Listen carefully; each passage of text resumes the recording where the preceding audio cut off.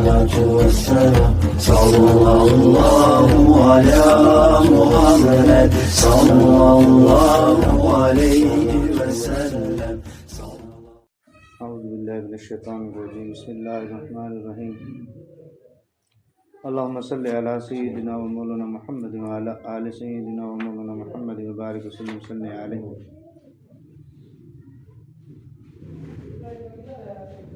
حضرت شیخ و تفسیر امام الاولیاء حضرت مولانا احمد علی لاہوری صاحب رحمۃ اللہ علیہ کی مواعظات کا سلسلہ جاری ہے. الحمدللہ و شکر للہ.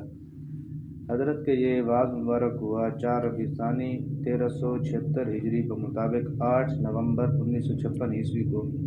اس کا عنوان ہے بعض بیماریاں مرنے سے ختم ہو جاتی ہیں اور بعض مرنے کے بعد بھی ساتھ جاتی ہیں. یہ جاری ہے. حضرت نے وہ آگے فرماتے ہیں کہ وہ مہلک بیماریاں جن کے مریض کے لیے شفاعت نہیں، نہ شفاعت ہے اور نہ نجات. اس میں نمبر 1 شرک، نمبر 2 کفر اور نمبر 3 نفاق اعتقادی. شرک کے متعلق بھی گزشتہ اس میں گزر چکا تھا. پھر دوبارہ شرک یہ ہے کہ انسان اللہ تبارک و تعالیٰ کے سوا کسی اور سے وہی تعلق رکھے جو فقط اللہ تعالیٰ سے رکھنا چاہیے تھا. اللہ تعالیٰ کے سوا کسی کو خالق جانے یا کسی کو اس جہان کا مالک مانے، اللہ تعالیٰ کے سوا کسی کو حاجت روا مانے یا مشکل کشا مانے، یا کسی کو اولاد دینے والا جانے یا رزق میں تنگی اور کشادگی کرنے والا مانے، یا کسی کے آگے سجدہ کرے، یہ شرک ہے. دوسرے نمبر پر کفر یہ ہے کہ اللہ تعالیٰ اور اس کے رسول صلی اللہ علیہ وسلم کا حکم معلوم ہونے کے بعد ماننے سے انکار کرے. اور نمبر 3 نفاق اعتقادی منافق وہ ہے جو بظاہر اسلام کا قائل ہو اور دل میں مخالف اسلام ہو. ایسے لوگوں کے کلمہ طیبہ پر بھی اعتماد نہیں ہو سکتا. چنانچہ قرآن مجید میں ان کا ذکر سورۃ المنافقون میں پایا جاتا ہے. اذا جاءك المنافقون قالوا نشهد انك لرسول الله والله يعلم انك لرسوله والله يشهد ان المنافقين لكاذبون. سورۃ المنافقون رکوع نمبر 1 پارہ نمبر 28 ہے. اس کا ترجمہ ہے جب منافق آپ صلی اللہ علیہ وسلم کے پاس آتے ہیں تو کہتے ہیں ہم اس بات کی گواہی دیتے ہیں کہ بے شک آپ صلی اللہ علیہ وسلم اللہ کے رسول ہیں، اور اللہ جانتا ہے کہ بے شک آپ صلی اللہ علیہ وسلم اللہ کے رسول ہیں، اور اللہ گواہی دیتا ہے کہ بے شک منافق البتہ جھوٹ بولنے والے ہیں. نتیجہ یہ نکلا کہ جب تک انسان کے دل میں اللہ تعالیٰ کی توحید اور رسول اللہ صلی اللہ علیہ وسلم کی رسالت کے یقین نہ ہو، اس وقت تک زبان سے کلمہ پڑھ لینا کوئی حقیقت نہیں رکھتا. بات اس دن بھی یہ ہو رہی تھی کہ یہ جو مہلک بیماریاں جن کے متعلق حضرت نے کچھ تفصیل فرمائی، ٹھیک ہے نا، کہ نہ ان کی شفاعت ہے اور نہ کل بروز قیامت مرنے کے بعد نہ نجات ہے. ان کی 3 حضرت نے وہ فرمائی کہ 1 نمبر شرک ہے، دوسرے نمبر پر کفر، تیسرے نمبر پر نفاق اعتقادی. ہم بات یہ عرض کر رہے تھے کہ ہم چاہتے ہوئے یا نہ چاہتے ہوئے اپنی عملی زندگی میں ہمارے افعال و کردار و اقوال، ٹھیک ہے نا، وہ ان تینوں کے زمرے میں کسی نہ کسی طریقہ سے اللہ پناہ عطا فرمائے آ جاتے ہیں اور ہمیں اس چیز کی خبر نہیں ہوتی. بالخصوص سالکین کے لیے یہ تو شرک ہے نا. شرک ایک شرک جلی ہوتا ہے، ظاہر شرک جس طرح حضرت نے فرمایا کسی کو خالق مالک رازق اللہ کے سوا کسی کو جاننا، صفات میں کسی کو غیر اللہ کو شریک ٹھہرانا، ٹھیک ہے نا، اور اللہ کے سوا کسی کے سامنے سجدہ کرنا، یہ ہو گیا شرک جلی، ٹھیک ہے نا، ظاہر شرک. سالکین کے لیے جو مہلک ہے وہ کیا ہے؟ شرک خفی، چھپا ہوا شرک. بالخصوص خواص، پھر خواص الخواص کے لیے اس طرح آگے چلتے جائیں. ایک اللہ والے کا واقعہ آپ لوگوں نے سنا بھی ہوگا کہ وہ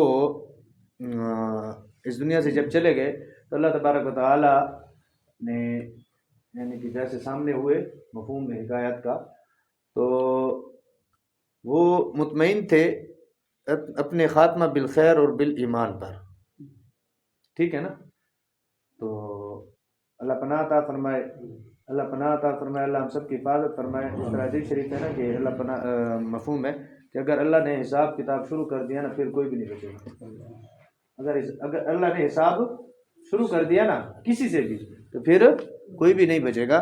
تو وہ اللہ والے ان سے وہ بہت بڑے فقیر بھی تھے، ان سے اللہ تبارک و تعالیٰ نے یعنی کہ کچھ بات چلی تو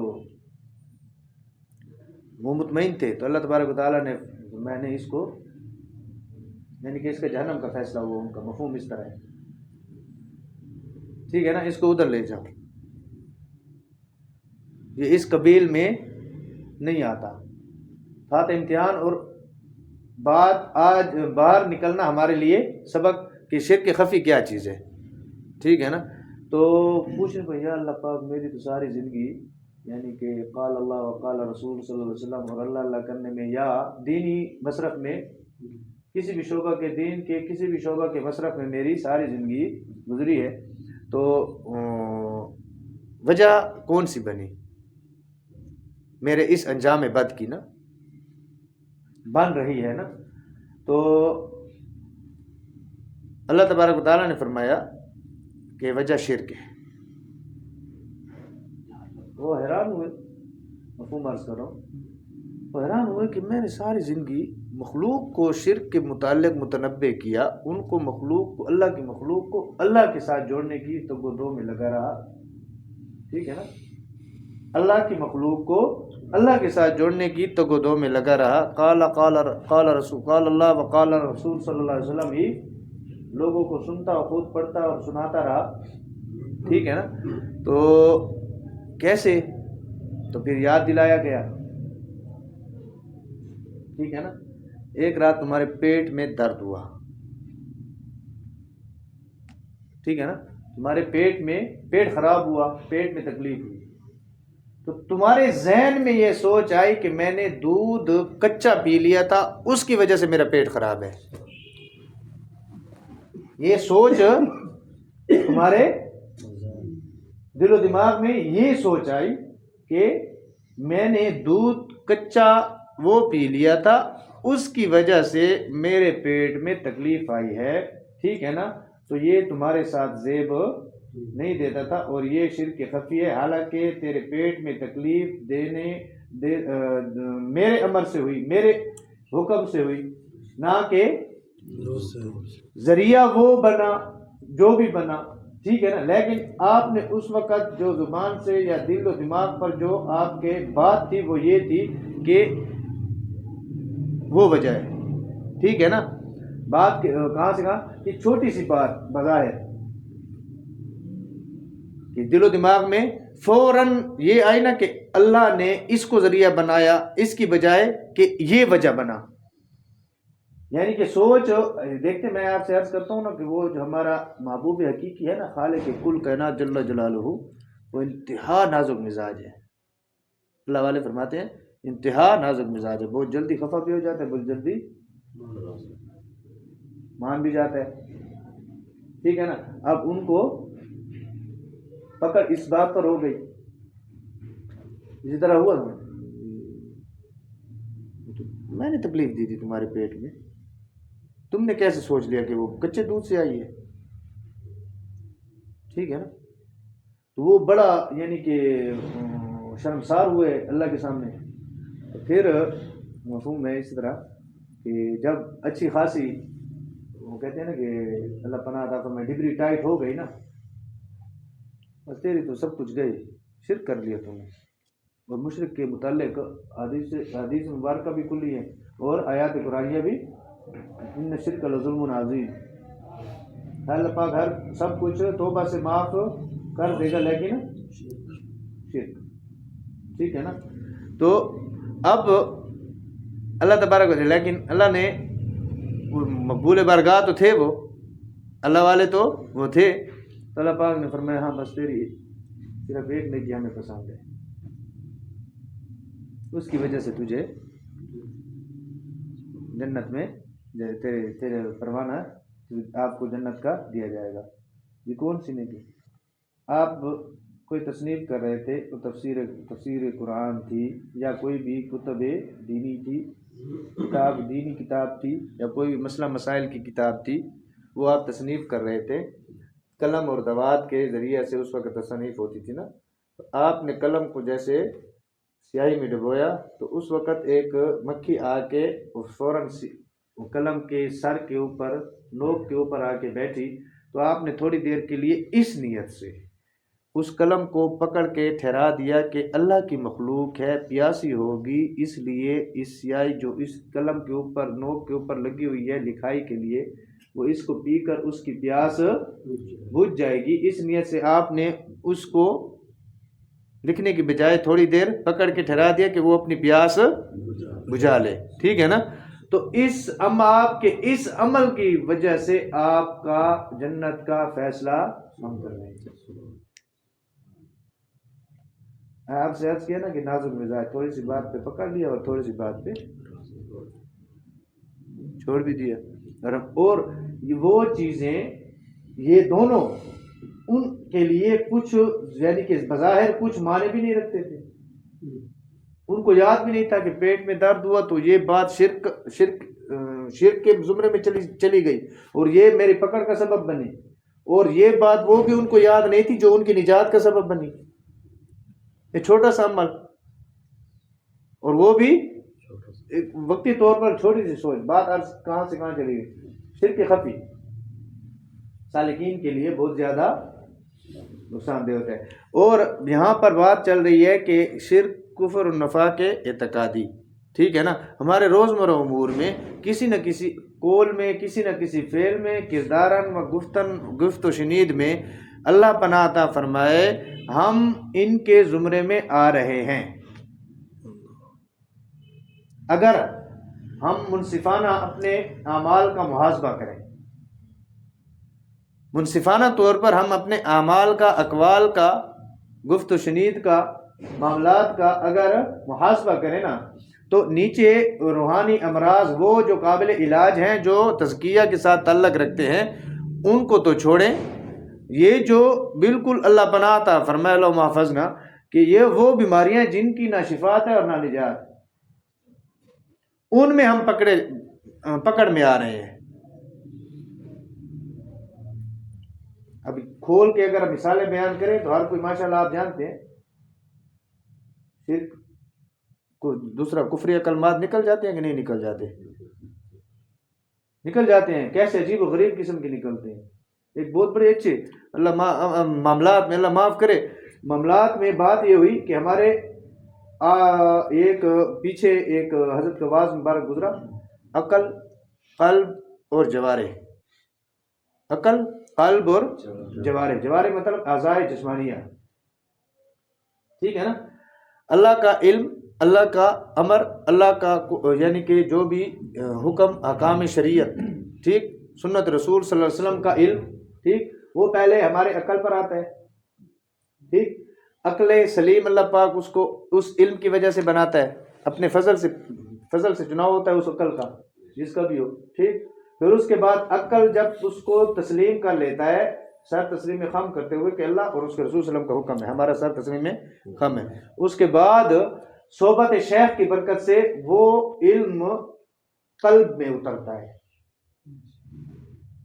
قلب میں کیسے اترتا ہے کہ ہم اپنے آپ کو مستعد بناتے ہیں، یعنی کہ وہ کہتے ہیں کہ تیار کرتے ہیں اس علم پر عامل بننے کے لیے، عمل کرنے کے لیے، ٹھیک ہے نا۔ تو عمل کیا چیز کرتے ہیں؟ ہمارے جوارح،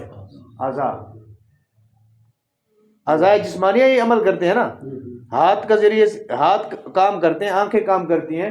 تو بات یہ ہو رہی تھی کہ پہلے دل کی عقل کے اوپر آتا ہے، سوچتے ہیں، ٹھیک ہے نا۔ پھر اللہ اپنے فضل سے وہ صحبت شیخ کی برکت سے، قلب صادق کی برکت سے، صحبت شیخ کی برکت سے قلب میں اترتا ہے، جس کو تزکیہ بولتے ہیں۔ پھر تزکیہ آگے ترقی کرتا ہے، ٹھیک ہے نا، تو وہ ہمارے اعضاء میں صلاحیت کرتا ہے، کیا؟ احکام شریعہ ہمارے اعضاء جسمانیہ سے صادر ہوتے ہیں۔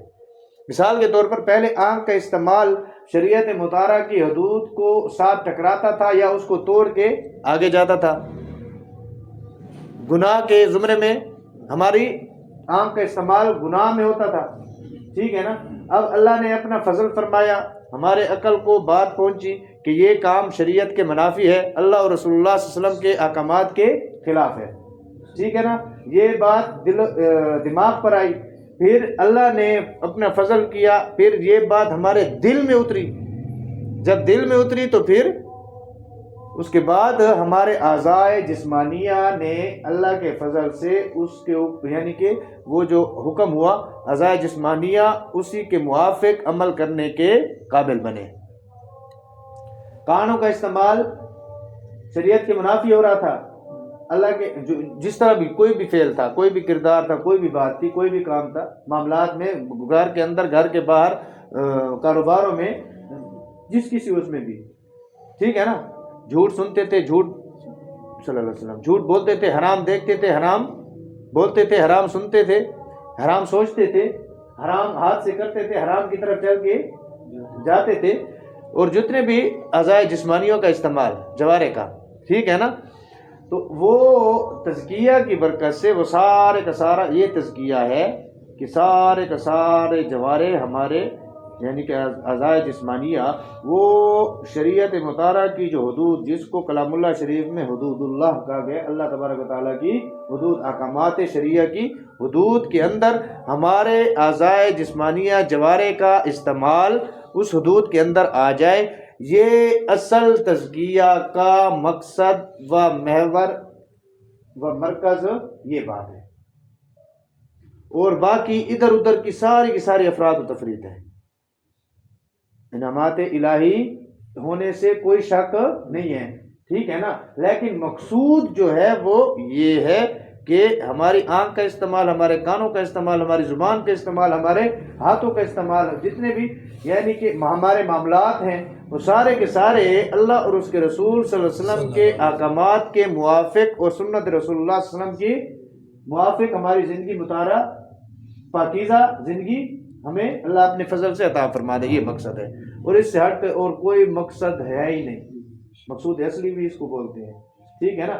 باقی محمود ہیں چیزیں، محمود سے مراد اچھی ہیں، اللہ کے ہاں مقبول ہیں، لیکن مقصود وہ چیزیں نہیں ہیں جن کو ہم مقصود سمجھ رہے ہوتے ہیں تزکیہ کے راستے میں، جن کو ہم تزکیہ کے راستے میں مقصود سمجھ رہے ہوتے ہیں وہ چیزیں وہ مقصود نہیں ہیں، ٹھیک ہے نا. اب شرک کے حوالے سے ہوگا کفر اور نفاق اعتقادی. نفاق اعتقادی اللہ پناہ عطا فرمائے، اس میں تو ہر خاص و عام شامل ہے. اور اپنے معاملات میں میں اسد کے ساتھ کوئی معاملہ کر رہا ہوں نا، میرے قول اور ہے اور میرے دل میں اور بات ہے، ٹھیک ہے نا. میرے یہ اس کے زمرے میں آتا ہے. مکمل تو نفاق اعتقادی نہیں ہے. نفاق اعتقادی سے مراد تو یہ اس کی زمرے میں، کیوں کہ اللہ اور اس کے رسول صلی اللہ علیہ وسلم کے احکامات اور تعلیمات اسلامیہ میں کیا ہے کہ جو آپ کے دل میں ہے وہ آپ کی زبان پر ہونا چاہیے، جو آپ باطن میں ہیں وہ آپ ظاہر میں ہونے چاہیے. آپ چاہے کسی کے ساتھ معاملہ کر رہے ہیں، ٹھیک ہے نا، چاہے کسی کے ساتھ کوئی بھی تعلق جوڑ رہے ہیں، ٹھیک ہے نا، وہ سارے کا سارا جو ظاہر ہے وہی باطن ہو، جو باطن ہے وہی ظاہر ہو، ٹھیک ہے نا. اب ہمارا عمل کیا ہوتا ہے روزمرہ زندگی میں، ہمارے کون سے معاملات ہیں. اور تو چھوڑیں اس بات کو، ہم تو سلام بھی جان پہچان کے علاوہ کسی بندے کو کرتے ہی نہیں ہے. سلام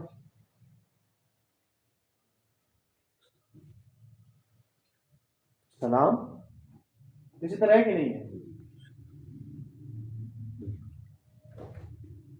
یا کسی کے ساتھ کوئی مطلب ہو تو پھر اس کو سلام بھی کرتے ہیں، جیجے بھی کرتے ہیں، جوتے بھی سیدھی کرتے ہیں، اور اس کے آگے پیچھے بھی گھومتے ہیں. حالانکہ سلام عام کرنے والے حدیث شریف کا مفہوم ہے کہ جو یعنی کہ اللہ کے مقبول بندوں میں سے کی نشانی میں سے ایک نشانی یہ ہے کہ وہ سلام کو عام کرنے والے ہوں گے. ہر خاص و عام جان پہچان ہے یا نہیں ہے، ہم نے سلام کو عام کرنا ہے. ہمارے حضرت جی رحمۃ اللہ علیہ گھر سے نکلتے پیدل ہوتے یا گاڑی میں ہوتے یا موٹر سائیکل پر ہوتے یا سائیکل پر ہوتے، ہم نے دیکھا، یا رکشے میں ہوتے ہم نے دیکھا ان کا السلام علیکم السلام علیکم السلام، اور تو چھوڑے جو مستورات ہوتی تھی، ٹھیک ہے نا، وہ بھی راستے جاتے ہوئے حضرت جی رحمۃ اللہ علیہ کو سلام کر کے ہی جاتی تھی. یہ ہماری اپنی آنکھوں دیکھا مشاہدہ ہے. اور آپ سب نے بھی دیکھا ہوگا حضرت جیسے گھر سے نکلے السلام علیکم السلام علیکم السلام علیکم، یہ نشانی ہے بھائی مقبول بارگاہ بندوں کی، یہ نشانی ہے.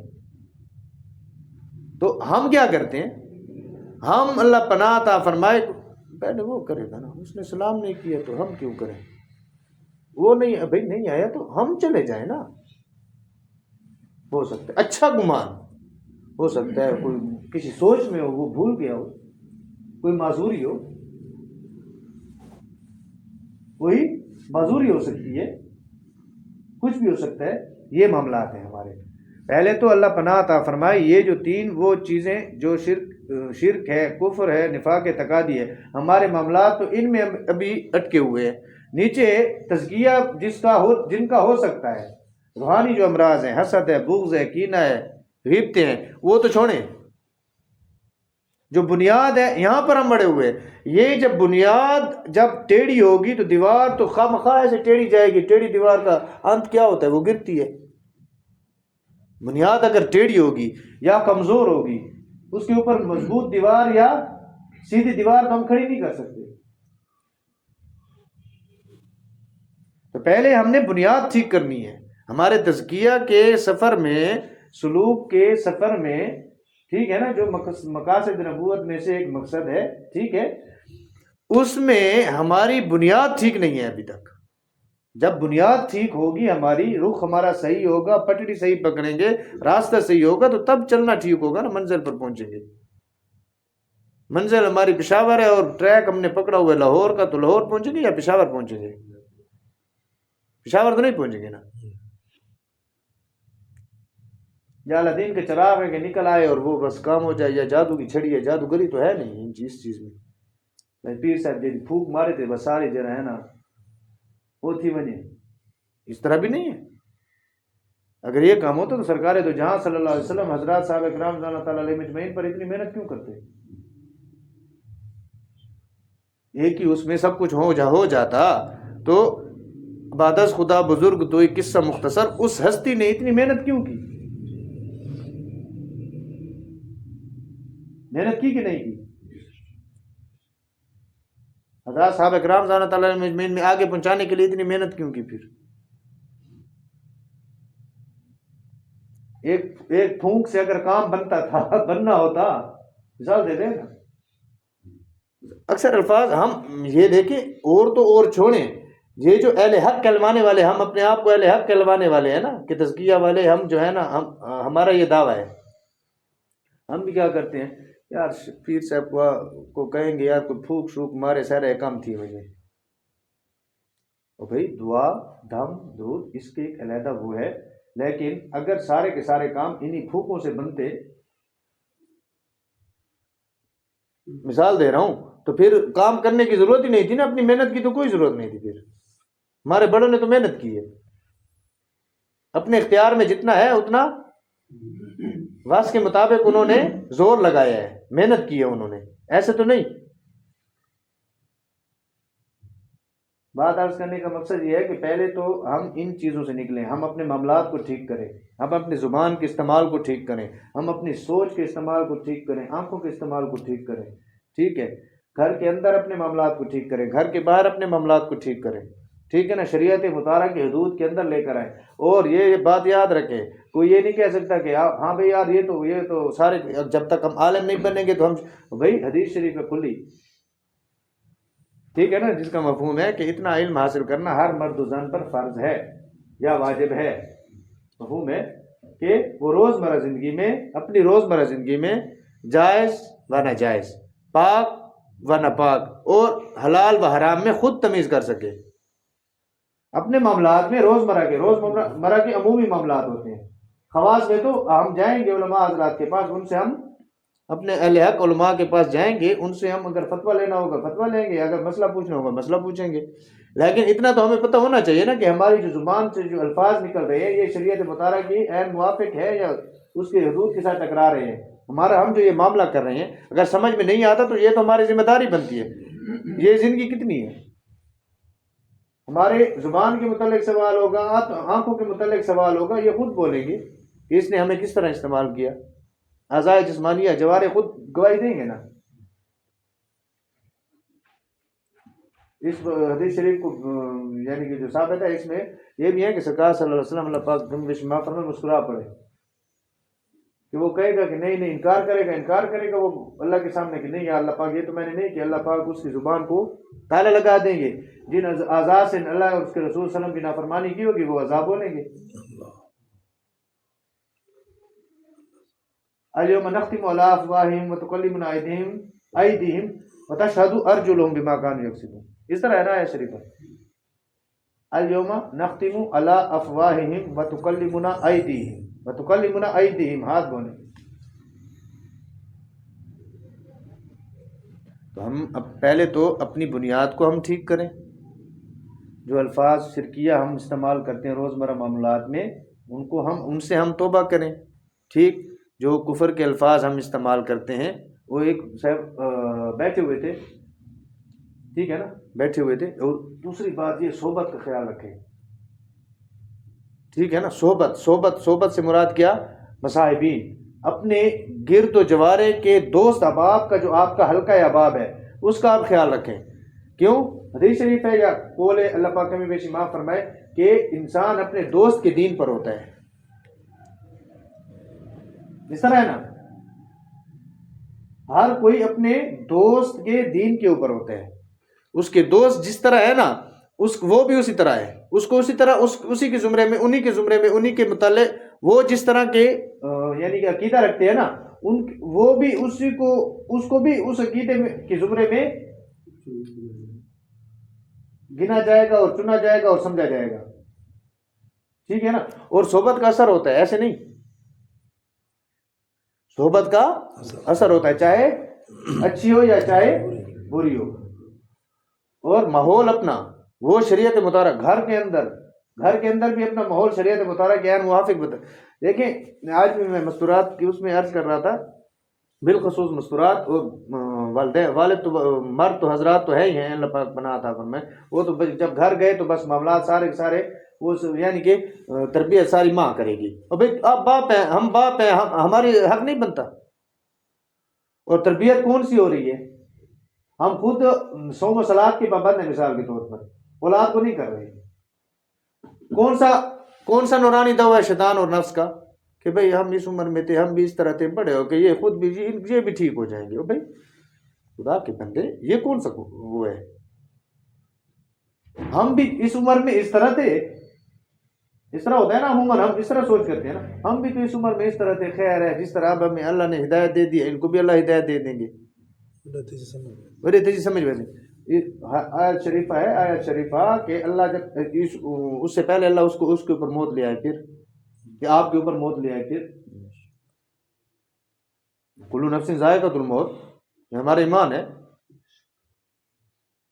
پھر کیا ہوگا؟ سوال جو کریں گے اولاد کی تربیت میں آپ نے یہ جو آپ کے اوپر اولاد کی تربیت واجب تھی، فرض تھی، جو بھی تھا، آپ نے کس حد تک عمل کر کے دکھایا اس کے اوپر. پھر اولاد کی تربیت کے معاملے میں ہم سارے کے سارے 0/1000 ہیں. ہم کہتے ہیں کہ بس یار اگر اسکول میں اگر وہ ہے نا اس کی ہزاروں کی ٹیوشنیں بھی رکھوا کر دیں گے، ٹھیک ہے، اور اس کی اسکول کا پتہ بھی کریں گے کہ یار آتا ہے جاتا ہے، نہیں جاتا، کس طرح پڑھائی ہے کس طرح نہیں ہے. ہر دوسرے دن بعد پرائیویٹ اسکول میں جو ہے نا بچوں کے لیے چھوٹے پریپ سے لے کر 5ویں تک جو اس میں جو ہے نا امی جان کو ابو جان بٹھا کے ہر مہینے ان کو لے کر جاتے ہیں کہ ہمارے بچوں کے لیے اس کی پوچھ پریت کرنے کے لیے کہ ہاں بھئی ہمارا بچی یا بچہ کس طرح چل رہا ہے کیسے. اور اس میں کلام اللہ شریف کی تعلیم میں اس میں کوئی دھیان ہی نہیں ہے بچہ کو، ہاں بھئی کس طرح ہے کس طرح نہیں ہے، کوئی فرق ہی نہیں پڑتا. کیوں؟ وہ بھی کرو، کوئی منع تو نہیں کرتا، لیکن کم از کم اتنا تو کرو کہ بیلنس رکھو. دینی یا دنیاوی تعلیم دونوں میں محنت کروانے میں بیلنس رکھو. تربیت کے معاملے میں نماز کا وقت ہے تو جب وہ 10 سال کی عمر کے بعد شرعی حکم ہے نا، بچی یا بچہ، ان کے اوپر سختی کرو، اپنی طرف سے سختی کرو، چاہے ان کو بری لگے چاہے اچھی لگے، ان کے اوپر سختی کرو۔ یہاں پر تو ہے نا، ماں بن جاتی ہے اور باپ بن جاتا ہے کہ وہ نمبر کم لے کر آیا اسکول میں، ہاں بھئی یہ سال میں تمہیں نہیں لے کر، ہم تمہیں نہیں لے کر دے دے، تمہاری پوزیشن نہیں آئی۔ اسی طرح ہوتا ہے کہ نہیں ہوتا؟ تو جو نماز نہیں پڑھتے مثال کے طور پر، اس کو کہے نا کہ ہم تو تمہیں یہ تمہاری چاہت کے مطابق تمہاری خواہش ہم پوری نہیں کریں گے جب تک نماز کی پابندی مکمل طور پر نہیں کرو گے۔ کم از کم بیلنس تو رکھے نا بھائی، مسلمان ہیں ہم اور دینی طبقہ میں ہمارا شمار ہوتا ہے، ہمارا اللہ پناہ عطا فرمائے یہ حال ہوتا ہے۔ یہ ایسے ہیں، یہ ایسے معاملات ہیں، کل بروز قیامت ہم سے پوچھا جائے گا۔ چلو اچھا، آیا شریف ہے اللہ پاک کلام اللہ شریف میں ہے کہ اللہ جب پوچھیں گے نا ان سے، یا اللہ پاک ہمیں اپنے بڑوں نے نہیں بتایا تھا، وہ پھر آگے آئے شریف ہے اللہ پاک بنا عطا فرمائے کیا ترجمے کا مفہوم ہے کہ یا اللہ پاک تو ہمارے والدین ہیں چاہے بڑے ہیں، ان کے اوپر ڈبل لعنت کر کے انہوں نے ہماری اصلاح نہیں کی، جن کے پیچھے دن رات ایک کر کے ہم اور آپ کیا کیا کر رہے ہوتے ہیں، اور وہ اللہ کو کہیں گے کل بروز قیامت یا اللہ ان کے اوپر ڈبل لعنت کر۔ اس لعنت کے زمرے میں ہم اپنے آپ کو خود ہی لا رہے ہوتے ہیں اور ہمیں پتہ ہی نہیں ہوتا۔ تو ان معاملات میں دیکھیں، دنیا کے بھی دنیاوی تعلیم سے بھی کوئی نہیں روکتا، لیکن اتنا تو کریں کہ جتنا ہم محنت ہم اپنے بچوں کے اوپر دنیاوی تعلیم کے اس میں، اسکول کی تعلیم میں، یونیورسٹی کی تعلیم میں، کالج کی تعلیم میں ہم ان کے اوپر محنت یا ان کی دیکھ بھال کر رہے ہیں، تو دینی تعلیم کے معاملہ میں بھی ہم ان سے پوچھ، نماز کے فرائض آتے ہیں کہ نہیں آتے، نماز کی سنتیں آتی ہیں کہ نہیں آتی، وضو کے فرائض آتے ہیں کہ نہیں آتے، وضو کے وہ آتے ہیں کہ نہیں آتے، کیا کہتے ہیں، سنتے، ٹھیک ہے نا، نماز کی جو کن حالتوں میں نماز ٹوٹتی ہے، کن حالتوں میں سجدہ سہو واجب ہوتا ہے، کن حالت یہ تو ہونا چاہیے کہ نہیں ہونا چاہیے، نماز پڑھتے ہیں کہ نہیں پڑھتے، اکیلے میں نماز پڑھتے ہیں نا، تو یہ جب علم نہیں ہوگا تو نماز کیسے نماز بنے گی ہماری؟ ہمیں خود اس چیز کا علم نہیں ہے تو ہم اپنے بچوں کو کیا سکھائیں گے؟ A for apple, B for ball, C for cat, D for dog, یہ تو ہم سے نہیں پوچھا جائے گا کل بروز قیامت۔ تو یہ سوال ہوگا نا حدیث شریف کے مفہوم کے مطابق، اللہ پاک بے شمار فرمائے، 5 سوالوں کا جواب ہر ایک انسان سے، مخلوقات میں سے، اس طرح مفہوم ہے۔ اس وقت تک زمین اس کو کل بروز قیامت کو یوم محشر ایسے جکڑ کے اس کے پاؤں کو جکڑ کر رکھے گی جب تک وہ 5 سوالوں کا جواب نہیں دے دے گا۔ ان میں سے ایک یہ بھی ہے کہ علم کتنا حاصل کیا اور اس پر عمل کتنا کیا۔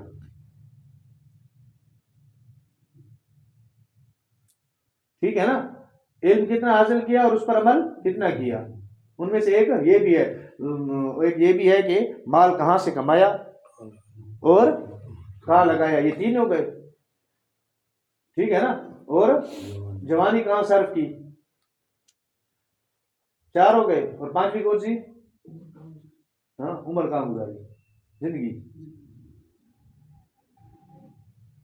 ان 5 سوالوں کا جواب، اور یہ کہ یہ بات کہاں سے کہاں، یعنی کہ علم کتنا حاصل کیا، اتنا کیا جتنا پاکی ناپاکی، جائز ناجائز، حلال حرام کے میں تمیز کر سکیں، اتنا حاصل کیا۔ اچھا چلو اتنا کر لیا تو اس کے اوپر عمل کتنا کیا۔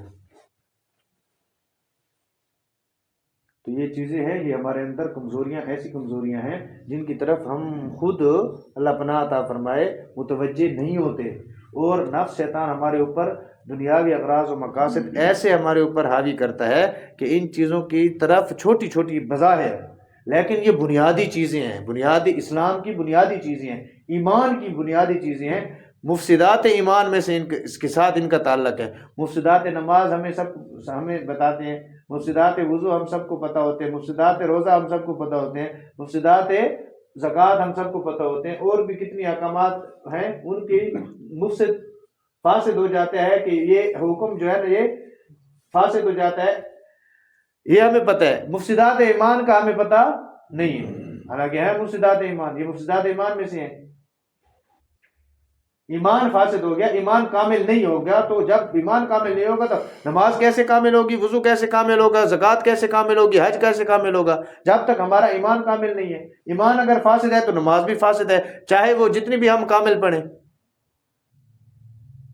مدار تو لا الہ الا اللہ کی بنیاد پر ہے نا، تو اس کے جو تقاضے ہیں لا الہ الا اللہ کے، وہ تو ہم پورے نہیں کر رہے نا۔ تو اللہ پاک ہم سب کو عمل کی توفیق نصیب فرمائے۔ پہلے یہ تین جو حضرت نے بیان فرمائی، ان چیزوں میں اللہ معاف کرے ہمارے معاملات ان کے زمروں میں، چاہتے ہوئے یا نہ چاہتے ہوئے، علم ہے یا نہیں ہے، جانتے ہوئے یا نہ جانتے ہوئے، انجانے میں، جانے یا انجانے میں، ہم ان کے زمرے میں روزمرہ کے معاملات ہمارے ان تینوں کے زمرے میں آ رہے ہیں، اور صرف غفلت کی وجہ سے ہمیں فکر نہیں ہے۔ فکر تب ہوگی جب ہمیں یاد ہوگی کہ کیا چیز، موت، آخرت کی فکر تب ہوگی۔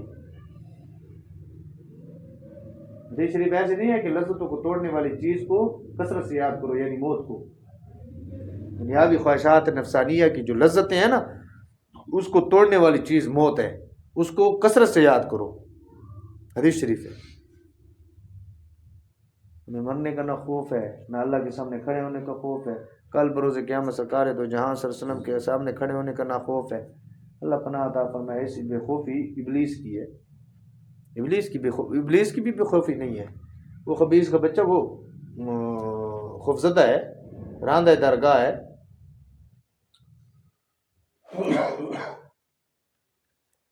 بہرحال بحیثیت مسلمان اور بحیثیت ایماندار،